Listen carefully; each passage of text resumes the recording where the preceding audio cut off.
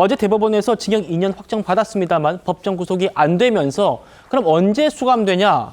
좀 많은 분들이 저한테 질문도 주셨는데요. 속보 나왔습니다만 16일에 수감되는 걸로 검찰과 지금 협의가 됐답니다. 오늘 오전에 조 전 대표가 김어준 씨 유튜브 방송에서 입장을 냈답니다. 만나보시죠. 언제 들어가십니까? 현재 협의 중인데요. 통상적으로 한 3일 정도에서 5일 정도를 주는 것 같습니다. 그래서 지금 여러 가지 수습을 해야 되는 게 있어서 현재 예상 일요일이나 월요일 정도 가지 않을까 생각합니다. 성치 부의장님. 예. 어제 법정 구속이 안 됐어요.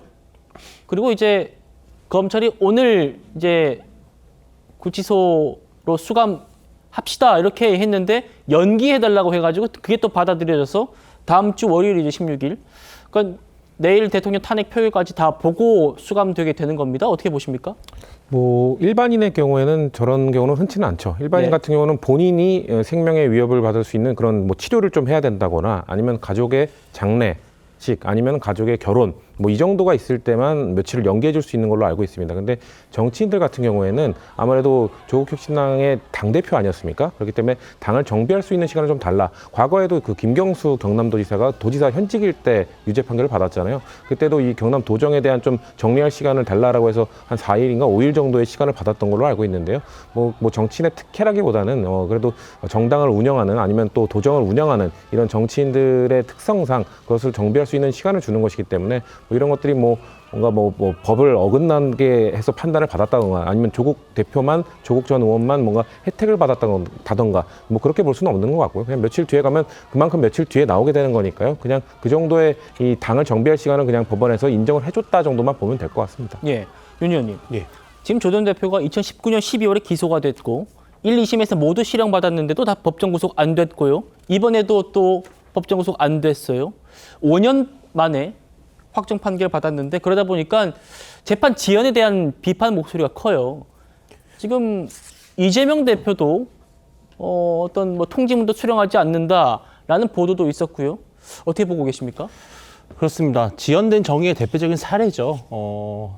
명백한 어떤 1심에서부터 선고가 나온 상황임에도 불구하고 국회의원에 출마를 하고 심지어 당까지 만드는 국민들에게 매우 중요한 정치적 행위를 할 수 있는 시간을 벌었고 또 그것이 오히려 역으로 2심 선고와 대법원 선고에도 적잖은 영향을 미치는 저는 이것이 정말 우리 사법 질서가 정치 일정에 맞춰서 움직이는 이러한 모습들이 국민으로서 상당히 실망할 부분이라고 생각을 합니다. 또 조국 대표가 지금 전혀 어떻게 보면 반성하는 기색이 없습니다.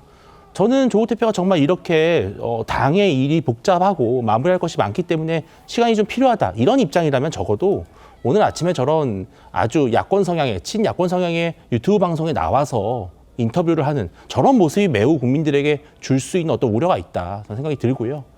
도정이야 뭐 당연히 그렇습니다. 그 도민들에게 미치는 상당히 영향이 크기 때문에 정리가 필요할 수 있지만 사실 조국 대표 같은 경우는 어제 나오는 재판 결과가 어느 정도는 예상이 되어 있었고요. 충분히 그 전에 본인의 유고시에 어떻게 당을 이끌어갈 수 있는지 정리할 시간이 충분했을 것입니다.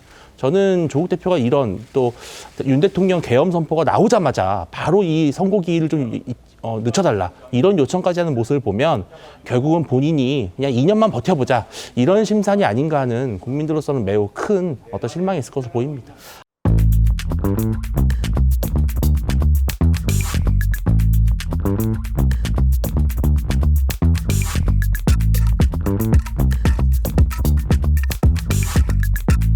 Thank you.